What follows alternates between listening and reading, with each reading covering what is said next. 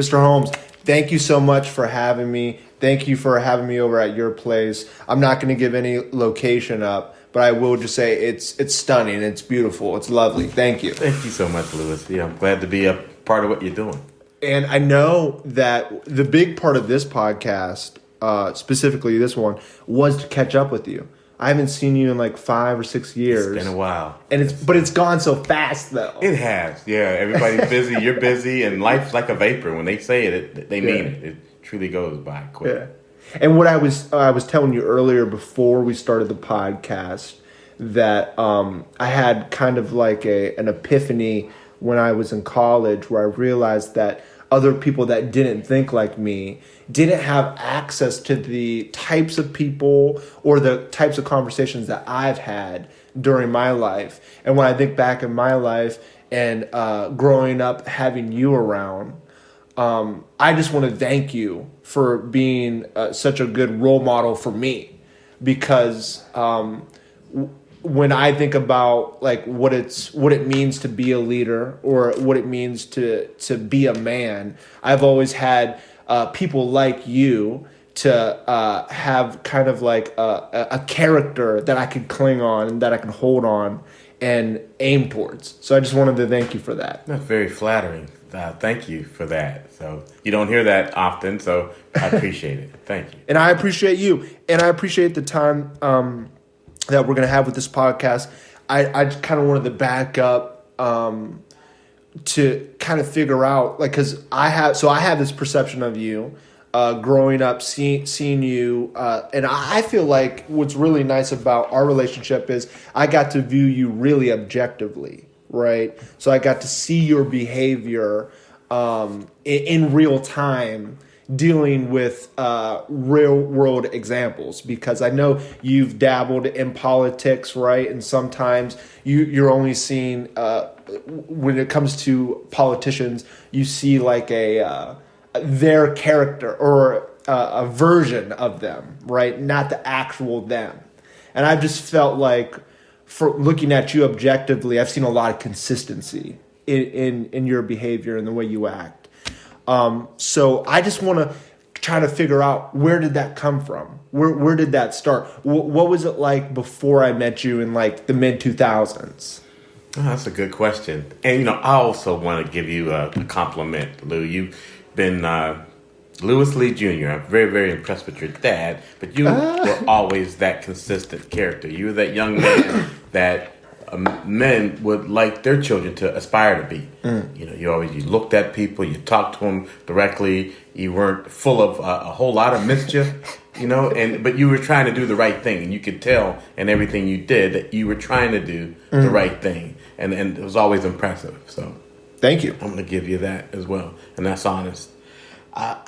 So I had my time. I grew up, going to church. My mom and dad, they would start out very young. My mom was 15. My dad was 18 at the time. They both left high school and they become pregnant, and they had 5 of us. My brother's 2 years older than me. I had a sister 10 months younger than me, and then a year apart for the last 2. So, going to church and being consistent, she knew that she was had us regimented. So I think that maybe spilled over into all of my siblings' character somewhat, if it's there. I during high school, I had my time where we called it fun. It's almost like the Amish when they Regan Sprocken, whatever they call it. But yeah, I did my thing, and I had fun in college too. Yeah. But those life experiences help shape you for you have to get close to the fire to get burnt sometime. Just like with Christ, tribulation worketh patience, character, maturity. If you never went through anything, you've never been refined, so to speak. Nobody grows on the mountaintop. They always grow in the valley. Wow. So I thank God for those experiences, and that I came out all right. And that's why I like to apply, we didn't want to call it grace, but I give everybody the benefit of the doubt. Because there by the grace of God goes I. I could have been that person that was strung out on crack, or I could have been that person that robbed something, as a foolish teenager and caught a case and ended up in trouble. Or a lot of things. So I think if everybody looked at things of that nature, they would be more sensitive toward the life others lead. You talked about your mom and how she created structure and made your upbringing really regimented. Yeah, my mom and my dad. Yeah, so as young as they were, they realized the value of it. And we got a lot of that through church, of regimentation. And if you said consistency, that was great because, we were in church probably 3 times a week for a while. And then we had sports and you had school. Yeah. And then I had a paper out at 8 years old and I started caddying at 11. For a few years, I did both of them. During the summer, I had the paper out and I caddied. But my time was structured. Yeah. I had to be on task. And I think those type of things help. It keeps you a little bit from just doing a lot of foolishness. Yes. Yeah, I see that in my own life. Being able to I take it to another level where it's too extreme, where I block out every hour of my day. And I do that the day before. And obviously, I'm flexible with it. If something comes up that unexpected, I adjust. But I do it the day before, so that way when I get to that day, I'm not spending energy and time and effort on figuring out what am I going to do now, right? Yeah, right. Yeah, and I feel like to me, what that allows me to do is once I kind of plan the next day, when the next day comes and I start my day, I'm on autopilot, right? So it's not a matter of if I should do this. This is what I'm doing. And then I just put all the energy into execution. And it just sounds like with your upbringing, with your parents having that structure, it seems like being able to just go to one thing to the next of saying, okay, now this is what I'm doing. I'm doing this, I'm doing that, I'm doing this. It does give you the ability not to have the slippery slope, because my dad always told me that it's so easy. It's hard to do. Well, it's so easy to get caught up in the wrong thing. Oh, like that's a slippery slope, right? Very easy, and it comes at the most, I don't want to say inopportune times, but opportune times when you least expect it. Yeah, there it is, and you have to make a decision. Mm-hmm. And if you're geared toward those type of things already, not doing it or whatever it is, you get a bunch of guys going to a store and somebody decides to pick up a couple of ho-hos, when you're 8, 9, 10 years old. You could be a part of it if you're not. Everybody's snatching. You could be a part of it. And then if you don't, but why didn't you? You better not telling us. And, so how, but it's the friends that you're around too. Everybody has that, epiphany. And how do you deal with that at that time? If you're prepared, you have an answer. I don't like ho-hos. Or, hey, I gotta go, whatever it is. But, it starts out, I think, then. Mm-hmm. And then a lot of things in life, even if you're in business and someone challenges you to maybe change a decimal from 1,000 to 100,000, and that's maybe faulty information. Yeah. But it can save your job and you can get a promotion, all those type of character building moments. Yeah. That if you can stay steadfast with, helps. No one's perfect, but you build that pattern and then it's easy. It becomes you. It becomes who you are, later on in life. You were talking about how in the valleys that we go through in life, that's where when we're challenged and we're faced with those challenges, that's where we grow. One of the themes that I felt in this podcast, interviewing people from all different walks of life, is this idea that you don't grow when you're comfortable. Mm-hmm. So, I mean, what are your thoughts on that? Have you ever seen growth without being uncomfortable? No, and we haven't. I haven't grown without being. When I say in the valley, it's hard. You're planted, like that seed, and it's buried, and you got to pick up nutrients from the soil and sunshine before you become a full budded plant. It's almost like the mustard seed, little tiny thing, and it grows up to be one of the largest plants in the world. But while you're going through that growth and the pruning and the cultivation, those are really, really sticky moments in one's life, I think. And I don't know of a truly successful person that hasn't had their failures, and then they learn from it. Yeah.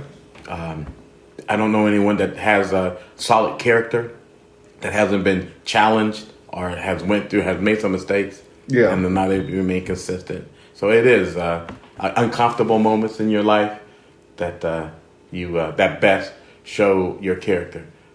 I was just talking to my wife about this. I was telling her, I was like, Steve Jobs got fired from Apple, right? And like, and his company. yeah, and just like that idea. And I told her, I was like, I love my job. I love what I'm doing. I'm going to make sure that you're taken care of, that we're taken care of. But I was thinking about Steve Jobs being fired and like how that's an asset because I've never been fired before. So to me, when I think about getting fired, I think of like, oh no, I'm going to not pay my bills. My wife's going to divorce me. I'm going to end up under a bridge, right? But Steve Jobs kind of carried that around as he went through it. He experienced it. And I'm sure that there's things that come to mind for you, and there's be as open and willing as you want to be. Can you think of a challenging moment that you kind of view as an asset now, when at the time you were like, I can't believe this is happening? So that started out, I graduated college, and my dad lost his job in the mill, and I had to work to get myself through college. And those were always, because almost like you, I had to make sure my days were regimented, the day before. So trying to go to class, working full time, get myself. My dad was in school at the time. My sisters were in college at the time, and so was I. But when we were married, I was working. I went to graduate college, worked for the FBI. I had a friend that was doing an internship for a firm called Dowell. It was an oil and gas well servicing company. And he needed a ride. He was going to Ohio State, and he was back home for the summer. I went to pick him up there one day, and his manager, we were talking, and he calls me, and he offers me a job. So when I'm working he said, well, this is what we have to offer. And wow. So, so I left, and I left that job. I left the FBI, started working oil and gas. I had a pickup truck, a credit card, and outside with the elements, and I knew at that time oil and gas was going to be a big boom somewhere. It already was in Texas, and it was starting to pick up here. It was just the Clinton well formation at the time. It wasn't the Utica or Marcellus. It wasn't dry gas. It was wet gas. But the projections that they solicited me with weren't true. And 16 months later, they were talking about shipping me to Bakersfield, California. And the industry was like doing a downturn. And I'm not going to Bakersfield, California, but I had twins. I was married, and I found myself without a job. So I went to Ohio Edison. Now I worked for Ohio Edison almost 35 years. I go to Ohio Edison, and they had a marketing department at that time. I thought I was going to get into marketing, utilize my degree. No, that wasn't coming through. So he said, I'll take whatever job you have. So I read meters, and it was the best job I've ever had. As far as, getting up every morning, getting after it. I don't want to denigrate what meter readers do. It may not be the most glamorous of jobs, but at that time where I envisioned myself where I wanted to be, and when I was getting up, having dogs chase me around reading these meters, it just wasn't coming together. But I learned so much doing that at that time. I can get my route done, get home early. She was able to start going back to school, and it just helped me in so many ways there. And then as I gave me an opportunity to do a bunch of other things, and what I learned reading meters helped me get to know people and do other things that I was able to do as a mayor or a state representative. Yeah, that's awesome. I never knew that was your trajectory to that. The FBI, what was that like? Or are there things you can't talk about? It's 30-some years ago. It was back in the early 80s, so they're all gone. It was good. It was everything wears off and once you get in the office. And right before I started actually working, there was a leak in the office, so everything was really, really tight. We took it super, super serious. Being there on the 30th floor and what you were doing. But it was a job. I always wanted to join the service. I thought I'd go through school and maybe join the service, be in the military. I wanted to be a Marine and be a Special Forces guy, whatever. Oh, wow. Kind of, high pie in the sky. But so working for the FBI was, to that extent, a fulfillment of a dream. But the shroud of secrecy, the importance of being with family, having an opportunity to be with family, just kind of led me down a different path. And then you also brought up marketing too. You said you had this idea of, was it at Ohio Edison? Edison. You were thinking that marketing was going to be the path, but you ultimately took another path with them. Yes. But you said utilizing your education. So did you go to college for marketing? Was that sociology, psychology, Mount Union College. Really? Graduated in 1979. So I just, at that time, I wanted to be a lawyer initially. Okay. But with everybody struggling, so, I may not be able to get the law school. Just let me get my degree and I'll find my niche. I'll find my course. So the primary goal then was just to get out of college, with a degree. And then using psychology, thinking of, because I'm in marketing, and what I feel like is the most important in marketing is being able to have compassion and empathy to see from your prospective audience or your prospective client, see through their eyes. How are they viewing the world? And I feel like psychology is everything when it comes to that viewpoint. I'm glad you brought that up, because that brings me back to one of the points of my wife and I have talked about. When I had a paper route and delivering those papers every day, and when I caddied, at the time, Squaw Creek was a private Jewish country club. Serving people, I was a people pleaser to a large extent, and I got to know them better than they knew themselves. Wow. I know what made them happy. I knew what type of day they were having, because it was always a constant read on who they were and why they were, especially caddying. And that puts you in a very powerful position to manage people and situations and ideas, and see where they're coming from and see what makes them tick. And you can abuse that. So in the public service sector, some people use those gifts for in negligible ways. But then some people don't. And that was a tremendous asset. Did I like doing it when I was 8-year-old, 11-year-old kid with 50?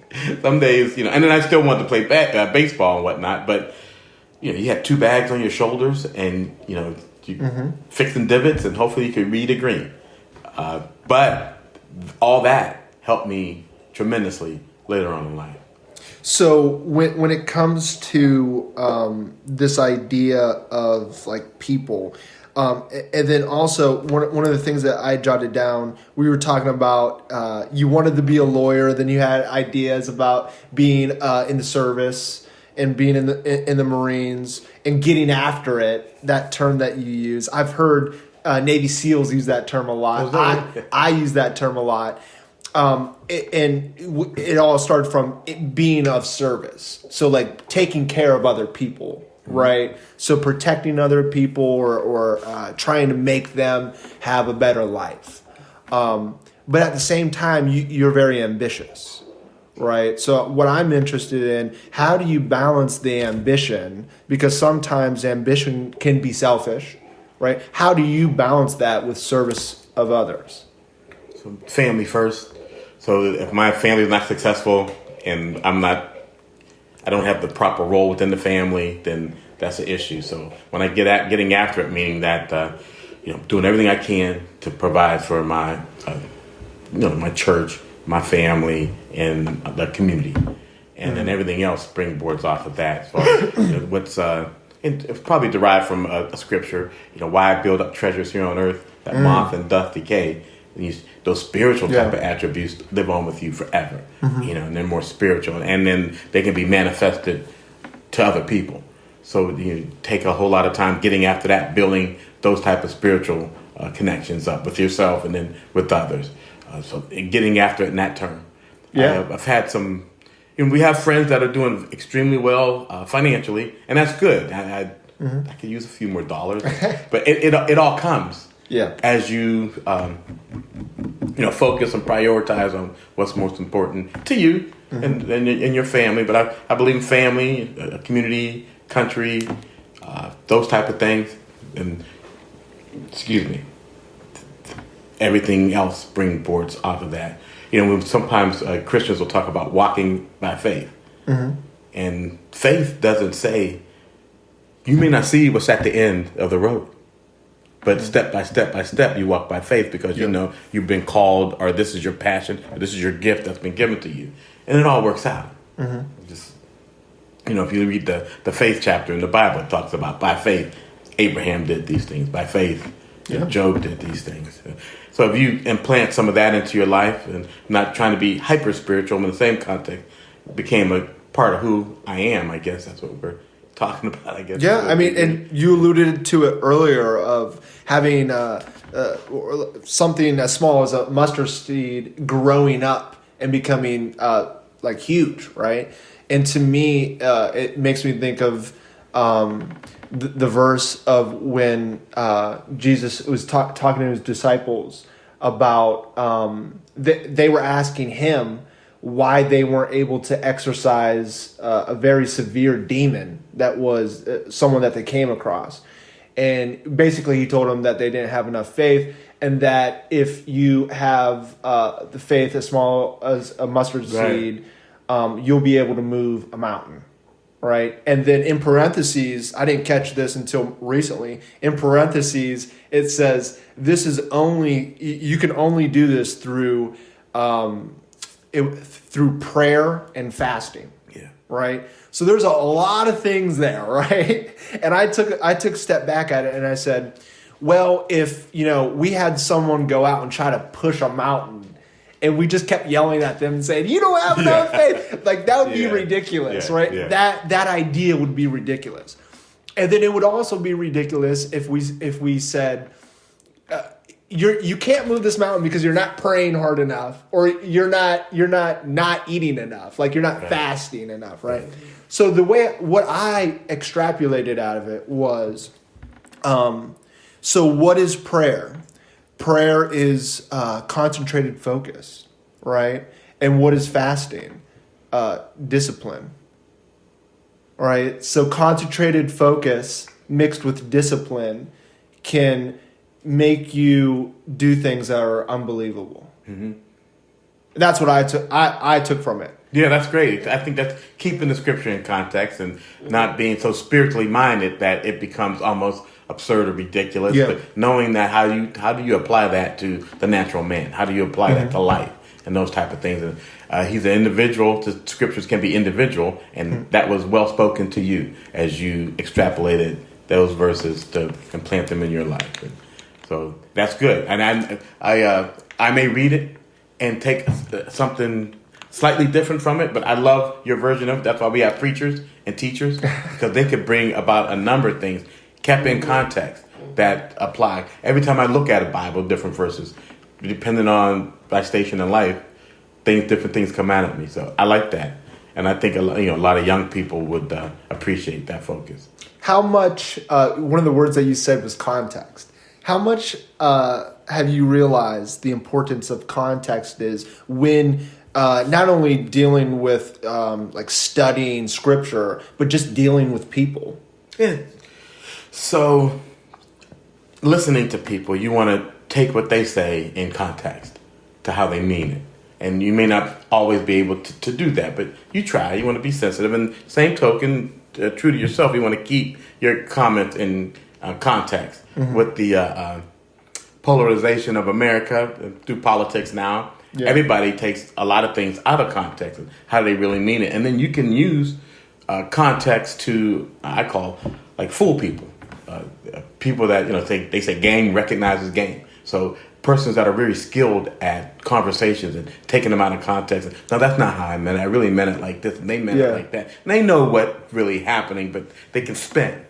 Yeah. And the media has been good at spinning everything. And one of the, not to get off into the weeds, but one of the hurdles America has in being true to the Constitution is not being able to hold the media accountable. Yeah. There's no, before we had the fairness doctrine, the FCC can come in and say, hey, we fact checked that. That's not true. You can't say that then on the public airwaves. Yeah. So it gets into censorship. You don't want that to happen. In the same context, now you can say whatever you want to say it is true.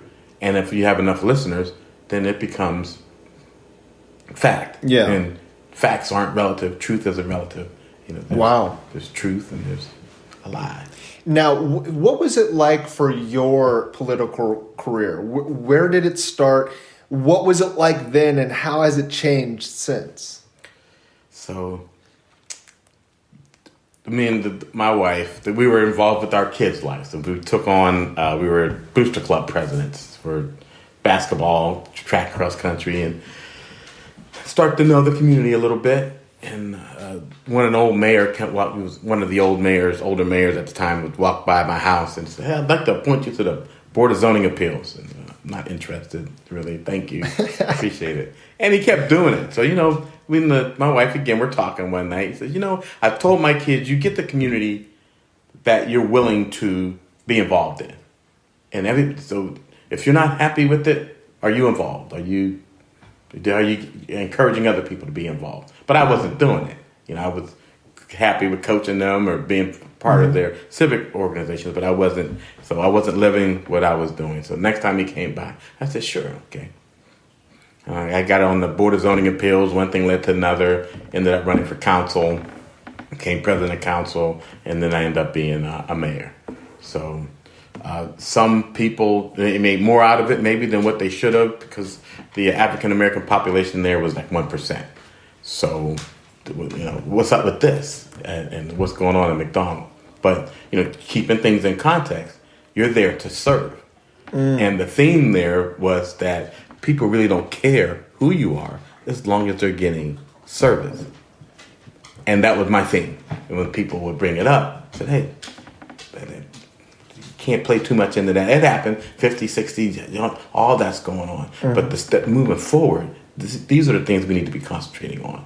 Not taking too many things out of context, not being overly sensitive about everything that's said and done, but looking forward. And I know that, and we're going to prove that if you serve people genuinely, as much as you can, no one's perfect, that'll, at the end of the day, win.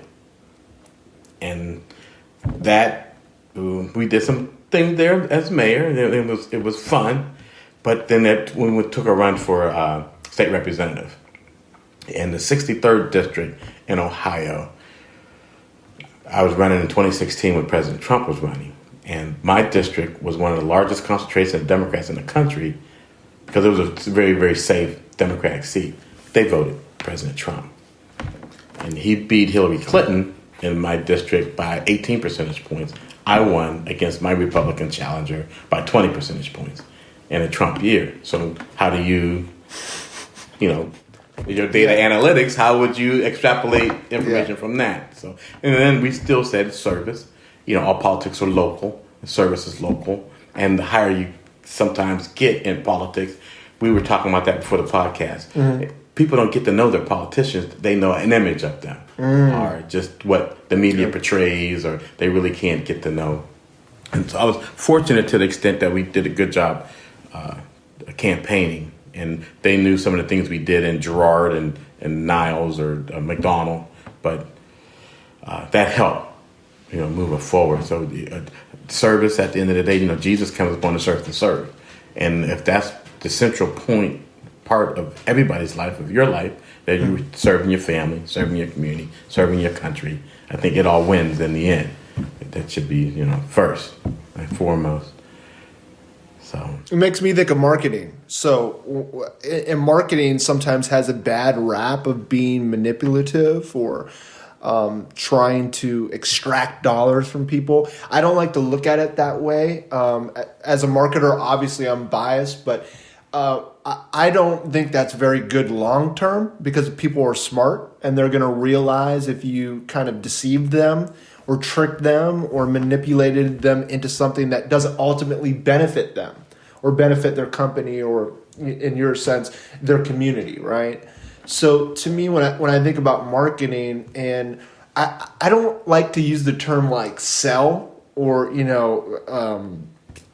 like people bought XYZ. I like to use the term enrollment. Because to me, enrollment transcends a transaction. Because enrollment means that they're getting where we're coming from, and the only way for that to happen is if we're being empathetic and compassionate towards them. Like, we understand their needs, we understand we understand how to service them, right? So that enrollment transcends a transaction of I bought this, I bought that. Because to me, it's a win for me if we have a prospect who gets a lot of value from us, but at that time they just can't do business with us, right? Because I'm thinking long term. I'm not thinking just right here, right now. From a politics perspective, when you think about campaigning, right, it kind of feels like campaign is a dirty word now. But it sounds like the way you approached your campaign was getting people on the same board and getting people together, in spite of difference of opinions. So what are your thoughts of how I can't rationale the analytics behind the unlikelihood for you to win the way that you did, right, in 2016. So what do you have to attest to that? Service, right? How do you not convince people, but how do you influence people to come over to your side? Almost like a paper trail. If they look at what you've done, and so you have a history, and then sometimes you're judged by the things that you've done in your past, good or bad. And we had a little bit of a history there, so that helped quite a bit. And then we had friends from different communities that would speak on your behalf. But even from like a marketing standpoint, when you enroll someone into your product line or to your service, in the long run, if your consistency of good service will win in the end. And so they may not buy into what you're selling at the initial conversation, but sooner or later, that piece of integrity that you established then will win out in the end. And I think life and a lot of things are like that. The grandmother and all I haven't heard it in a while. A good name is more precious than $1 million, $1 billion. If you have people identify you with something good, that's worth more than gold. And I think that's where that all comes into play. What's more important, what's more valuable. Being financially secure is nice. It's always good, but your children, and your children's children are leads. And what's that lead stand for? Yeah. And that consistency in character, good work, regimentation, all that is passed on. So it makes me think of compound interest, right? It's one of the most powerful forces in our system, right? Yeah. It's just you don't see it in the beginning, right? You don't realize the benefits until decades later. And I feel like I've heard it phrased that's how a marriage is, right? The marriage isn't, it's not 10 times better on your 10th anniversary, right? It's 100 times better because of the compounding interest. And from that perspective, how have you balanced so much going on in your lives as a married couple? What are some advice that you could give to people that may find themselves in a valley in their relationship to transcend that? Don't live for myself. I live for. So even today, people say, well, you're all individuals, and you have to do your thing, and they have to do their thing, and hopefully that's in the same path. And if it isn't, you have to seek your own identity. Well, God talks about becoming one flesh. And the man gave a rib for his wife. So that whole trying to keep it in context. Can you literally become one flesh? No. But spiritually so, purposely so, your life path so you can't. And I'm not living for me. I'm living for us. And I like to think that she's living for us. And as we go through a valley and as we have our successes, we share them together. She started out in I'm reading meters, and she's she started out passing trays at St. E's, and she worked you worked in the kitchen, and then you are in housekeeping. You're cleaning rooms, mopping floors, and there's a great dignity in those jobs. But we college educated, but we were spending more time. We wanted to spend time with the kids, so I worked during the day. She worked in the afternoon. Somebody was always home. That was more important. And those jobs were able to afforded us that flexibility and time. And as we continued to grow, she went back to school and became like a phlebotomist and then a nurse. And now she's a nurse practitioner. She does the centering program for not Humility of Merit anymore, Bond Secure Mercy Health, where they take at-risk moms and bring their babies to full term. Ohio is number 4 in the country in infant mortality, and this area is number 1 in the state in infant mortality. So she's geared her life toward that type of thing when she decided to become an NP, nurse practitioner, OBGYN. And likewise with myself, I guess, as she was working, so then I was working, and then we would support each other's needs and our successes we celebrated together. So, and that made it richer, and that compounding over a period of years. We can look back where we started from, buying that used furniture. and so, yeah. It's just loving each other, just like forgetting self, don't you think? Mm-hmm. Service of others. Yeah. Mm-hmm. And then I always say, and my wife has joined in on this. We don't get into arguments, right? We get into conversations, because to me, an argument is a competition, and it's just like to me, that competition between my wife and I, it's a zero-sum game, because if I lose, I lost. If I lose the argument, that's an L. If she loses the argument, I'm married to a loser, right? So that doesn't make sense. So we've turned it from a competition to more of a conversation where we're exploring stuff, where it's team lead, right? Right. The only way we win is if we move forward together as a unit. That's right. And I feel like that is just kind of like a small sliver of what you need to bring to your community. Yeah, that's right. So it's just like having a strong family, having strong families, plural, creates a strong community. That's right. That's it in a nutshell, I think. Strong families build strong communities, build strong states, countries, and then I know it means something. Yeah. And you got to build it on where's your foundation, though, their foundational values. What values do you find are so foundational that you can build a country on? You can build things that will last forever in eternity. So you take that micro thought, and it goes into a macro thought. Yeah. And everything does, though. It has a beginning and an end. Love.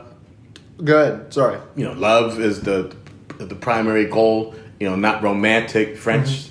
That came out in the 1800s type of love, but true, genuine. When you do are compassionate toward your others. Men and women, we have a competitive side in us, and so you have wars, and you have people killing each other, and all those type of things. And why is that spirit there? And in the first place, but we have it there. So one is in direct conflict with the other. Yeah, you're going to have winners and losers, but at the end of the day, if you build what you want on a solid foundation, I think that always wins out. In the end, you can't be knocked down. I want to get back to the solid foundation, but before that, you brought up micro, macro. I heard a term by Robert Downey Jr., of all people. He said, when it comes to politics, he said, think globally, act locally. Mm-hmm. And I feel like if you I feel like you should have had that quote. I mean, you've lived that out. You have lived out that in your life through your actions. Yeah, a lot of people have though, and so Robert Downey Jr. He's identified something in life that a lot of people do actually have. Yeah. I think. So people want people with proven successes to lead them. You just don't end up being a leader, I guess, without some type of proof behind who you are and what you can do. Blind faith is hard to come by anymore. So with our current global situation, they may look at this president as say a number of things about him, and then they look at the Constitution and they look at other presidents, and there's always that comparison. What is history going to say about this period in time? I living through the 60s. I was born in 57. So to me, the 1960s is where this country was in, World War I and II, of course, but this country, we had the Vietnam War. They killed Martin Luther King. They killed two Kennedys. You have civil unrest that's unknown. Yeah. People getting... All that happened in that decade. Yeah. Malcolm X gets killed. But we survived. Wow, yeah. And that was real stuff. Oh, yeah. That wasn't Twitter fingers, behind a keyboard saying, right? That was actual physical violence. Yeah. And we made People were dying. Yeah. We made it out. We made it out of that. Because the foundation of this country was based on something macro, something bigger than individuals. Oh, this is a perfect transition. Thank you for giving me that layup, right? Because you talked about foundation, and I wanted to come back to that.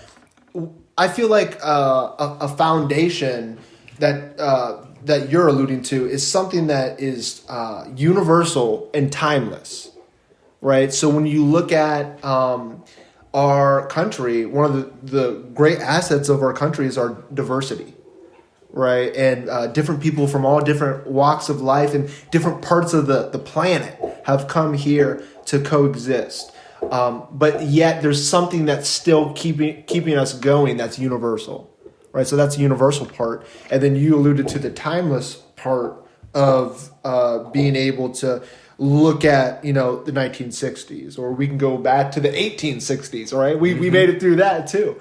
So what are your thoughts on, what are some universal and timeless concepts that you feel make up the foundation of our society?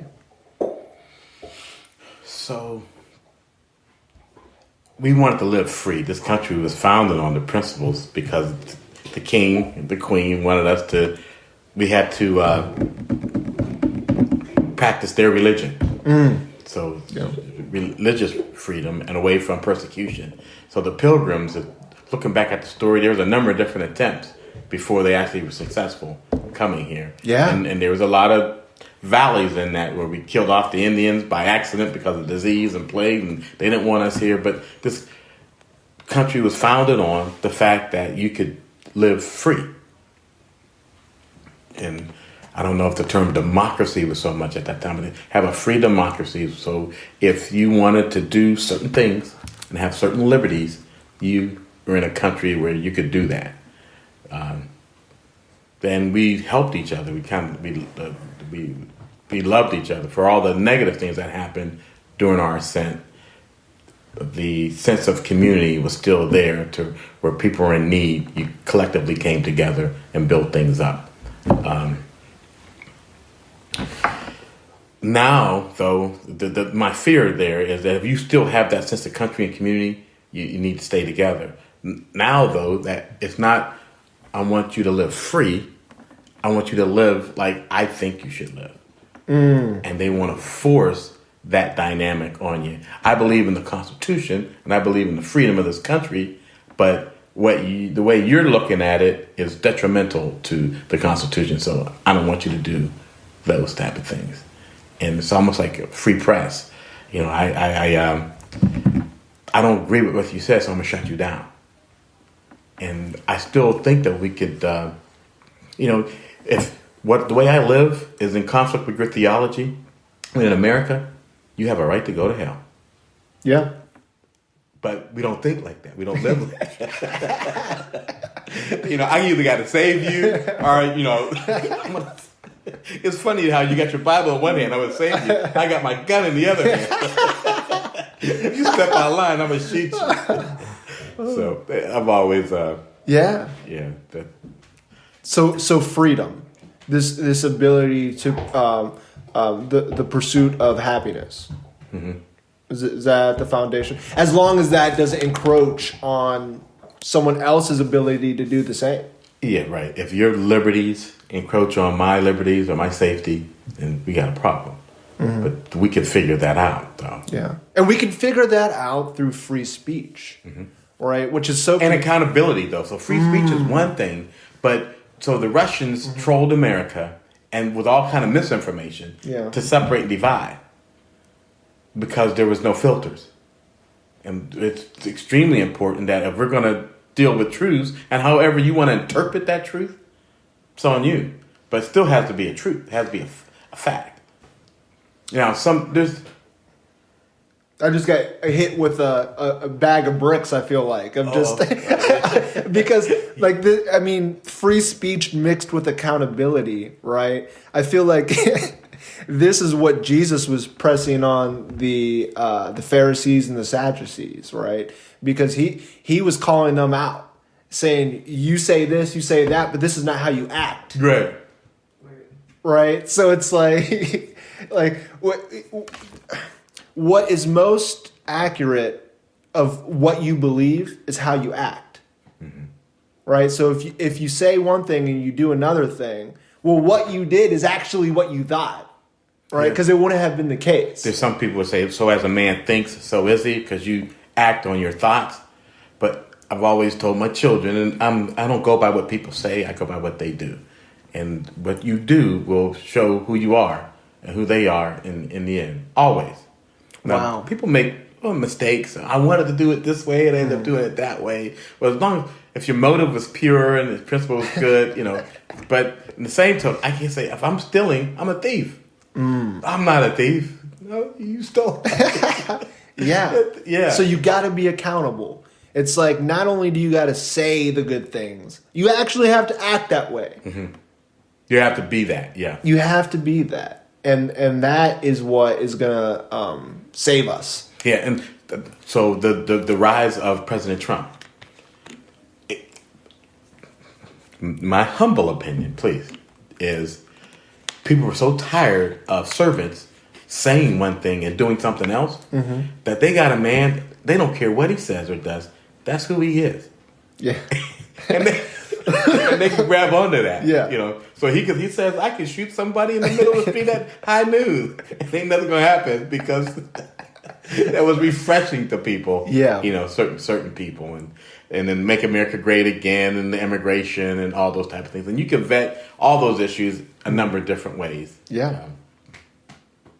So I know you got to get out of here. Thank you so much for the time. Just want to ask you this one last question. What do we take away? What is for the listeners who are listening to this? Give us an action item that we could implement, that we could take away and apply and start moving things in the right direction at the individual level. Yeah, you all have a gift. You all are special, and that gift is not just for you to sit and soak on. Give it away. Thank you. I appreciate it. Hey. But actually, second last question. Was there anything I didn't ask you that I should have? No, I don't. I appreciate the conversation. I'm glad we caught up. You're still that very, very special young man that I got to know going through Trinity Fellowship, and just keep doing what you're doing. Stay after it. I like it. Thank you. I'm going to cut it off right there where it's good. So that way you got to know when to fold them.